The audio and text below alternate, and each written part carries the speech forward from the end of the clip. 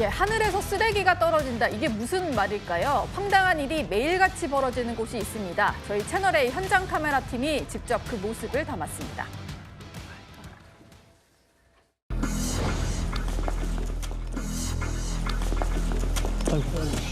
뭘 던진 거예요? 방금 떨어진 거예요?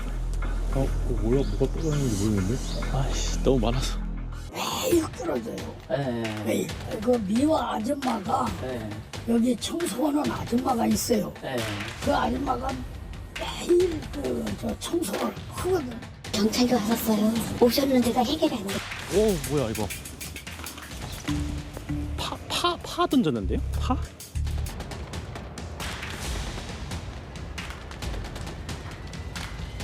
아니에요. 우리 아줌마가 있나 봐요. 근데 왜 이렇게 길을 쓰고 이렇게 하세요? 아파트에서 계속 쓰레기를 투척한다는 제보가 있어서 저희 취재진이 가봤는데 취재를 하는 동안에도 쓰레기가 떨어져서 저희 취재진이 맞은 그런 상황이었습니다. 구자영 부장님, 이런 사람들이 실제로 있나 보네요. 그러니까요. 저도 저 장면 보고 깜짝 놀랐는데요. 예. 더더군다나 저기는 고층 아파트 아닙니까?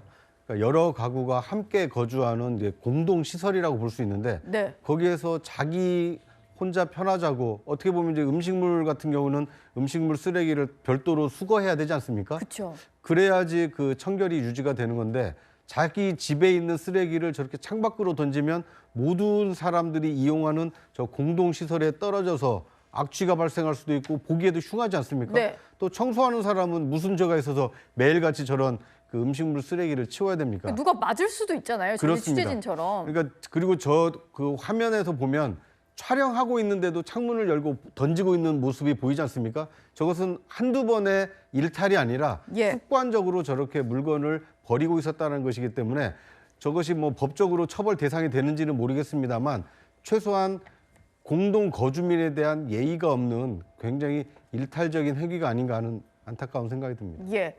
쓰레기 투기 주민은 일단 우리 집에서 일하시는 아주머니가 한 것 같다 이렇게 얘기를 했다는데 실제로 저희가 취재를 해보니까 거주하는 주민이 던진 게 맞다는 것 같고요.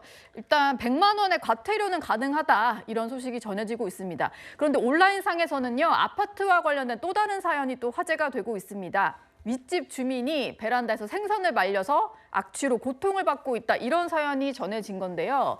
허주연 변호사께 좀 여쭤볼게요. 지금 누가 봐도 생선을 저렇게 말려놓으면 냄새가 곳곳으로 퍼질 것 같은데 저거 뭐 어떻게 처벌할 방법은 없는 건가요?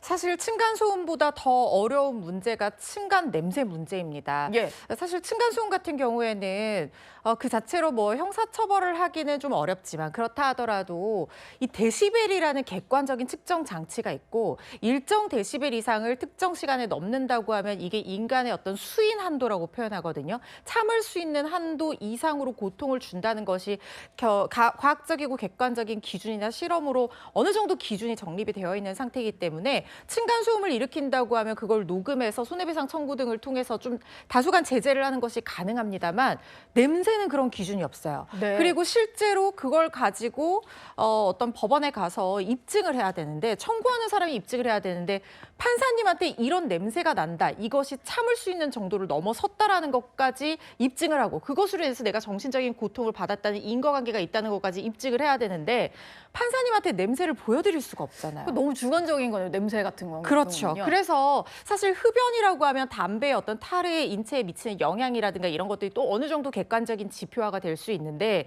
이렇게 생선 말리는 냄새를 어느 정도까지 이 손해배상의 대상으로 삼을 것인가 이 부분이 사실 구성하기가 상당히 까다롭습니다. 이론상으로는 손해배상 청구가 가능하더라도 네. 실무적으로는 어려운데 아파트 공동관리 규약으로요. 이런 식으로 생선 외부에서 말리게 된다고 하면 냄새뿐만 아니라 벌레가 꼬이면 위생상 문제, 새들이 와서 뭐 분변을 문제 이런 것들 발생할 수 있거든요. 네. 하지 않기로 정하고 과도하지 않은 선에서의 페널티를 정한다고 하면 이 부분이 좀 강접강제의 효과가 있지 않을까 하는 생각이 듭니다. 네.